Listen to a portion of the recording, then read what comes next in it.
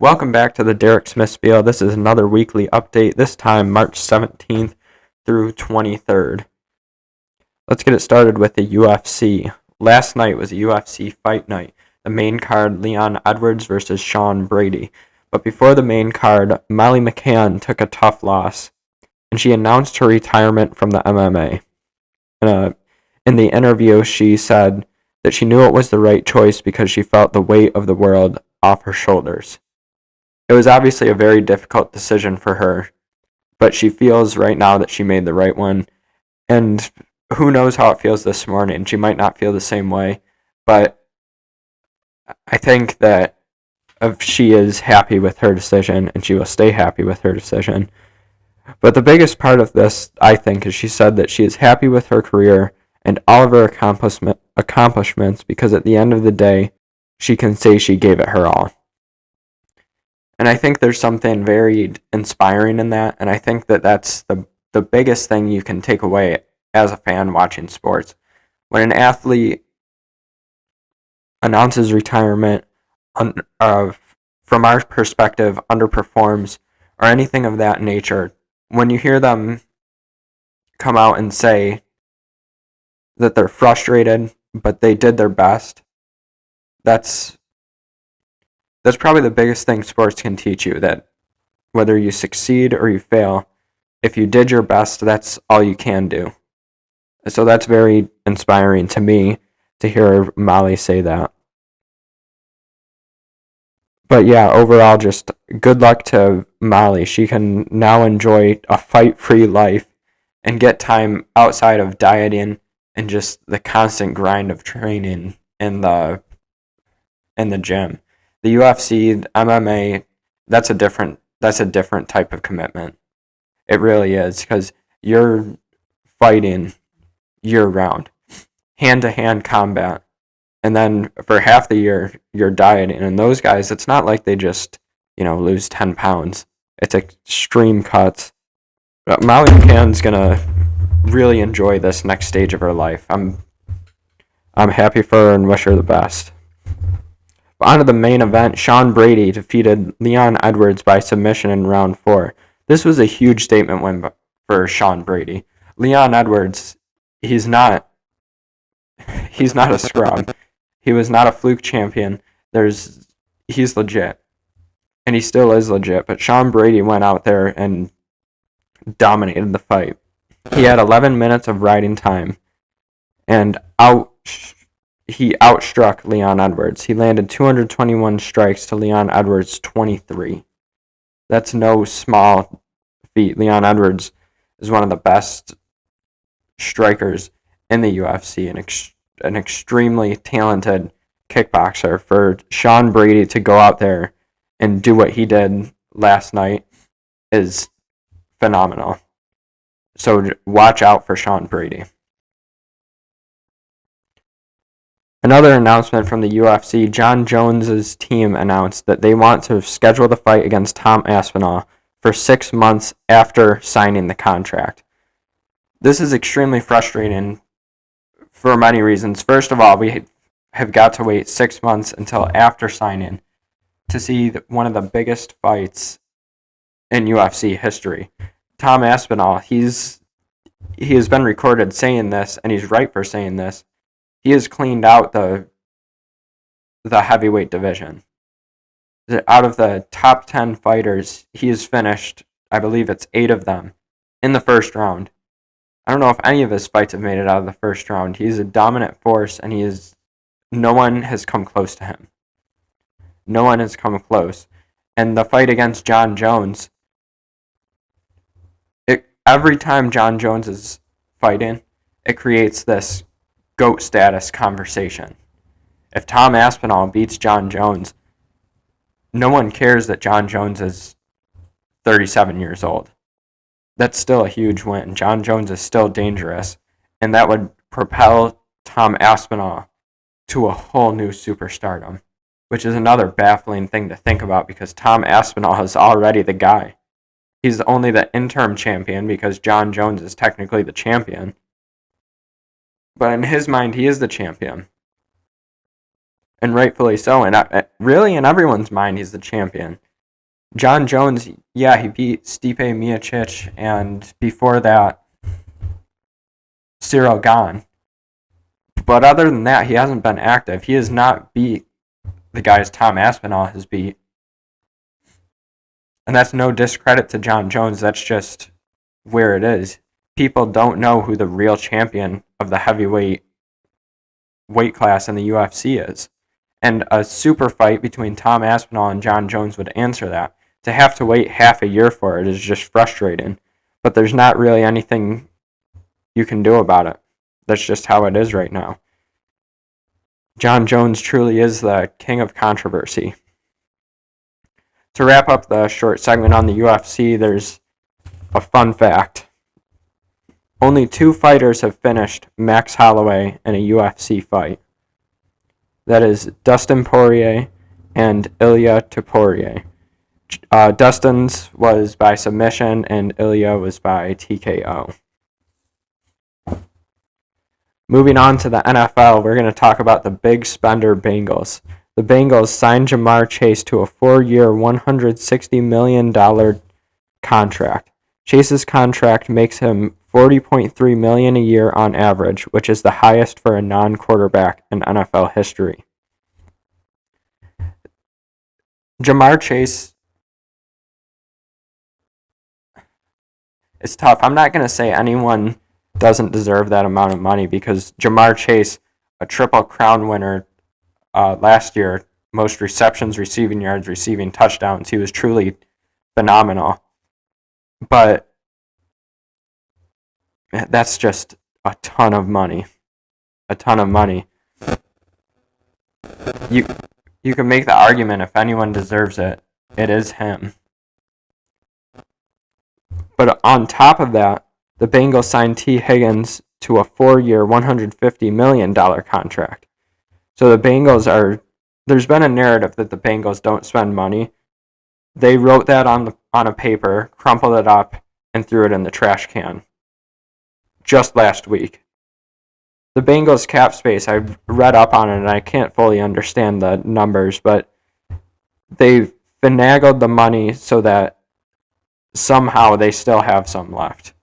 Between paying Joe Burrow, Jamar Chase, and T. Higgins, they still have money left.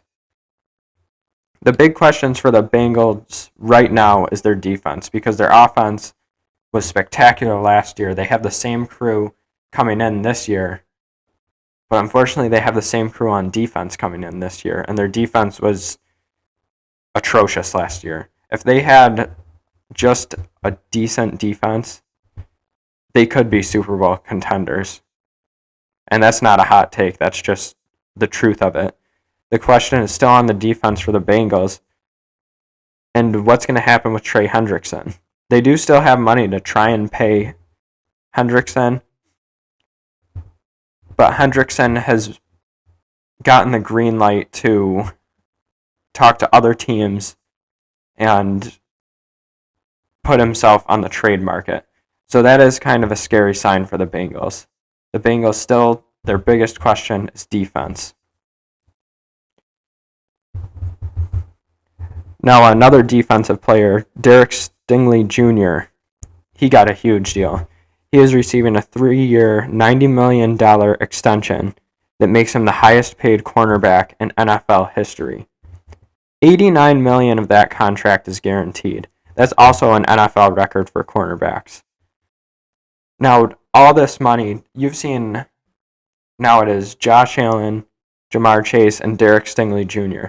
3 people have set records either in their position or in the whole NFL history with how much they're getting paid. And part of it is just that teams have more money now than they did back then. But to see this much money, it just makes you wonder if it's the smartest way to spend it. But if you look at it, we already went over Jamar Chase. If you look at Derek Stingley, last year he had 5 interceptions, tied for 6th, 18 pass breakups, 2nd, and allowed the 2nd lowest completion percentage with 46.7% when quarterbacks looked his way. So does he deserve it? Obviously I'm not in the position to judge that, But that's a good question for you guys. Comment what you think if Derek Stingley Jr. deserves that money. The Texans also re-signed Danielle Hunter to a 1-year deal. So that's big for the Texans defense. Their defense was great last year. When it came to forcing turnovers, they were phenomenal. It'll be interesting to see how the Texans play this year, if they can find a little more consistency on offense and really just stay healthy. That was the big thing last year. Their wide receivers, they were really banged up. Now here's another interesting thing. Ronnie Stanley, an offensive guard for the Ravens, he took a pay cut to stay in Baltimore. He stayed with a 3-year, $60 million contract, which is still a lot of money, but he could have went elsewhere and gotten more money. The option to become a free agent and really test how much he was worth was out there, and chances of him getting more than $60 million were very high. Ronnie choosing to stay loyal shows a few things about the Ravens and where they're at. It shows, first of all, he loves Baltimore and he loves the team.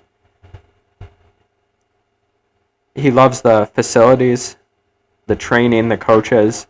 He also loves the culture in Baltimore.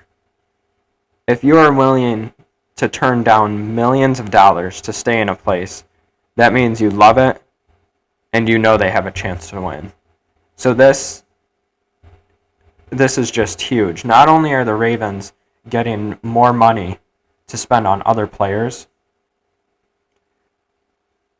they're also having players buy in to their culture and they trust that they have a chance to win. A real good chance. So this is not just a small pay cut. This shows so much more for the Ravens. The Ravens are going to be dangerous again next year. The Vikings pass up Aaron Rodgers.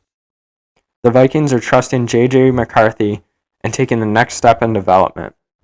It may be a rough first half of the season, but with the supporting cast, I cannot see the Vikings having an awful year. Even with J.J. McCarthy not taking a snap in a NFL game, I can still see the Vikings being extremely competitive and J.J. McCarthy adjusting, even if it is a rough first half of the season. If you look at it last year, the Vikings having Sam Darnold at quarterback, a lot of people kind of wrote the Vikings off just because Sam Darnold was at quarterback. Sam Darnold earned a lot of respect, and rightfully so. The Vikings went 14-3 last year, had a phenomenal season, but it's kind of a similar storyline this year. There's questions around the quarterback position, but just the team around the quarterback is so good. J.J. McCarthy is going to be set up very well. Also, J.J. McCarthy has just got to be happy right now because he sees that the Vikings organization is trusting him to be the guy, and they believe in him. And as an athlete, when you have someone believe in you, that's all the inspiration you need. When you're in a locker room where your teammates, and even more so your coaches, believe in you, that's all the motivation you need. On the Aaron Rodgers side of things, it looks like chances of him doing the Brett Favre roulette are very low. But he has visited the Steelers and talked to them. So it might be a little competition between Aaron Rodgers and Russell Wilson.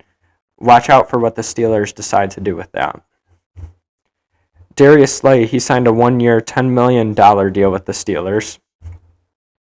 He became a free agent after being released by the Eagles, and he was picked up pretty quick by the Steelers. The NFL's most viral player is signing with the New York Giants. You know who it is. It is Jameis Winston. When he's in that New York spotlight, even though they play in New Jersey, the cameras are always going to be on him. It'll be entertaining to see how he plays, how his prescription is, if he can even see the wide receivers, what he has to say post-interview. Watch out for Jameis Winston and the New York Giants. The Detroit Lions proposed that wild card teams should be able to be seeded higher than division winners if they have a better record. Now, this is a very interesting proposal. The pros of this is it makes sense. It just makes sense that if you have a better record, you will be seeded higher. And in theory, it should make more accurate seeding. The cons of this is what's the point of having divisions if division champs get no seeding reward? It almost devalues the whole point of having divisions and being a divisional champion, which is a huge feat in the NFL. My opinion, I think it should just stand where it is.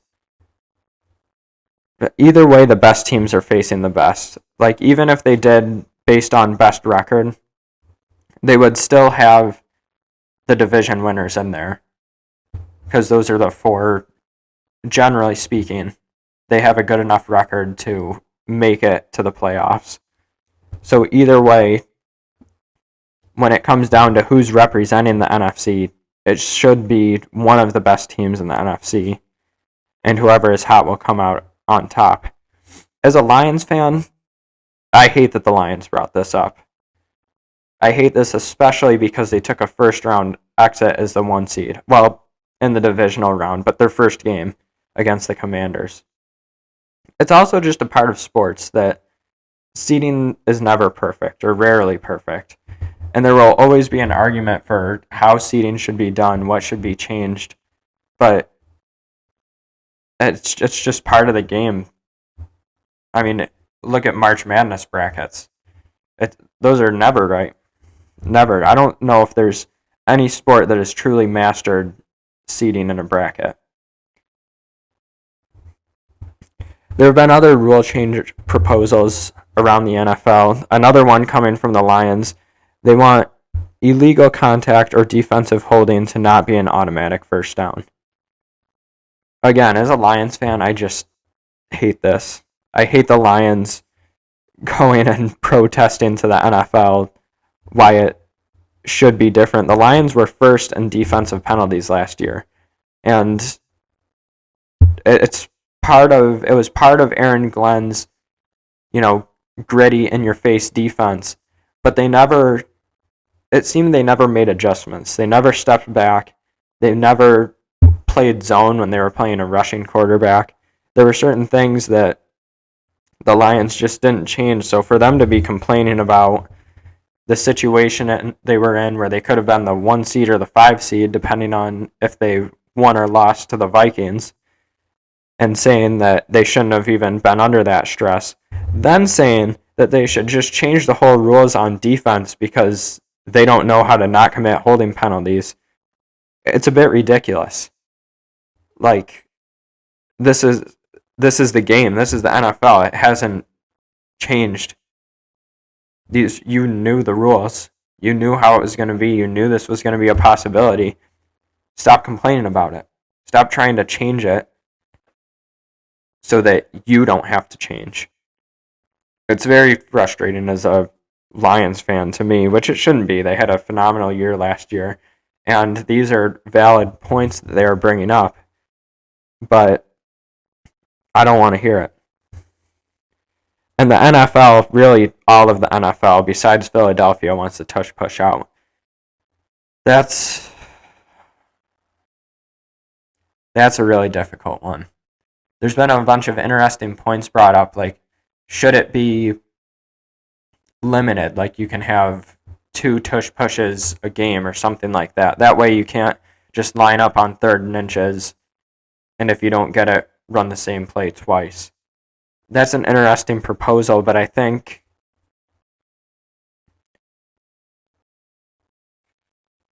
don't know if they should even do that. Because if it takes effort and a lot of things to go right to get that close to the end zone or the first down. So should you punish a team for doing the play that gives them the highest chance to capitalize on the situation they put themselves in? I don't know if you can really do that. that one's going to be very interesting to see what the NFL does. I know people are sick of the tush push unless you're an Eagles fan, but just watch out for any news on the tush push. And another big question to look out for in the NFL is, will Saquon getting paid boost the value of running backs in the NFL? To be honest, it looks like the value of every position is boosting in the NFL. There's already been 3 records broken as far as, being the highest paid player at a position or highest guaranteed money. I think that really isn't a big question. I think everyone's going to be getting paid more this year. But to close off this weekly update, we're going to do something a little different and kind of fun in the MLB section. We are going to do the new menu item ranking, this from worst to best.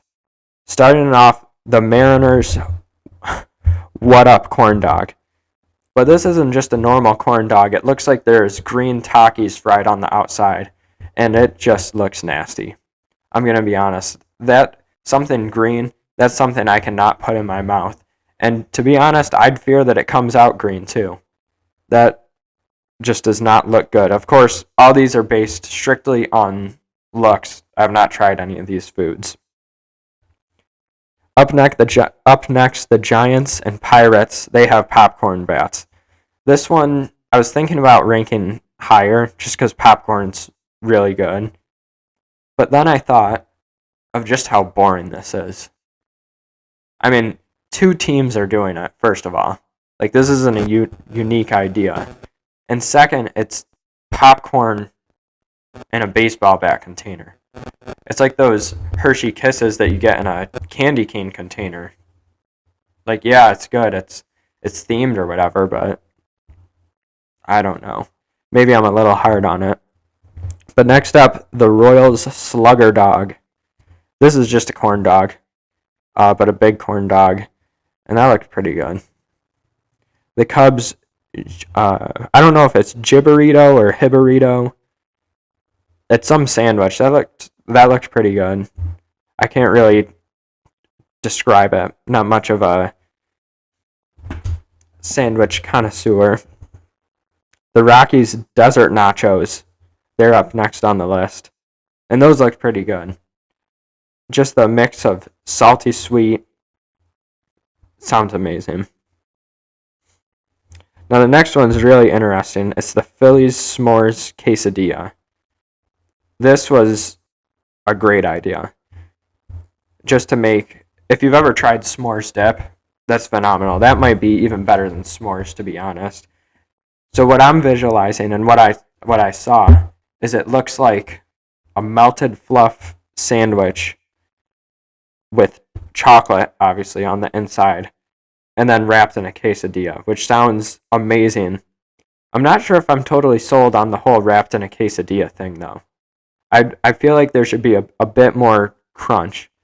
Maybe if they toast the quesadilla so you get that crunch, but I just don't know if wrapping it in a quesadilla is the right move. I might almost prefer like more of a grilled cheese with toast on the outside and not so much a quesadilla. But that's interesting. I would definitely try that if I was at the Phillies ballpark. The Mets have a Fiesta burger, and I'm a sucker for burgers. That might be why it's ranked so high. I just love a good cheeseburger, and this looks like a loaded cheeseburger. The Diamondbacks have a chicken parm sub. I know I was knocking everyone for not being creative. A chicken parm sub really isn't that creative. A bunch of places do it. But it's just really good. If you've never had a chicken parm sub, I suggest that you get one because they're amazing. It's like a meatball sub, but with chicken, obviously. Put it on your list if you haven't had it yet. The Dodgers have what they call a slugger. So there's 2 sluggers. The Royals slugger, that's just a corn dog. Then there's the Dodgers slugger. This is a loaded foot long, and it looks amazing. It looks amazing. It looks like you could split it. Like if you had a family of 4 and took them to the ballpark, it looks like that could feed a family of 4. But it looks good. Just hot dog, cheese, bacon bits. Sounds amazing. So that was number 3. I haven't been numbering these. So number 3, third place was the Dodger Slugger. Second place, the White Sox Celebration Cake Shake. This is birthday cake flavored. I've had a chocolate cake shake. I've never had a vanilla cake shake, and it sounds amazing. I didn't really get a good picture of it. I saw the outside. I didn't see the inside. I don't know how consistent it is, but it sounds amazing. And coming in at first place is the Yankees' new food item, tiramisu helmets. They call them Petroni tiramisu.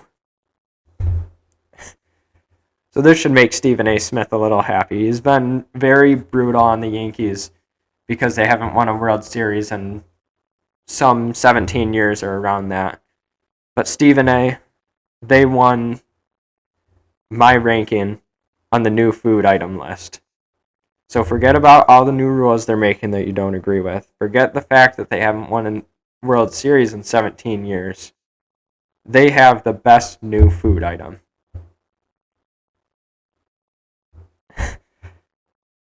So that's all I've got. That is the March 17th through 23rd weekly update. Thanks for tuning in. This episode was brought to you by yours truly, Derek Smith, with help from the voice memos and Spotify Podcasters app. For more content like this, you can continue listening to the Derek Smith Spiel on Spotify, or you can listen on my YouTube channel at Derek Smith Stock 13. There you'll find my podcast and sports betting videos on top of that. If you're a fan of my sports betting videos, you can also see highlights of those on my TikTok account. You can find that by searching at SmithStock5 again on TikTok. Enjoy collecting cards? If so, check out my Collects account at Derek Smith Stock to get deals on quality cards. For updates on everything I mentioned, follow my Instagram account. You can find that by searching Derek Smith Stock 13 on Instagram. Not interested in sports? Then go to YouTube and watch Dylan Smith Outdoors YouTube channel. Search Dylan Smith Outdoors, where there are plenty of outdoor content videos, including hunting, catching, trail cam and tree stand setup, cooking, and plenty of laughs in between. Need your lawn sprayed? Whether it's weeds or insects, Greenwood Ecologics has you covered. If you need help making your lawn greener than your neighbors, call Greenwood Ecologics at 585-739-1610. I repeat, 585-739-1610.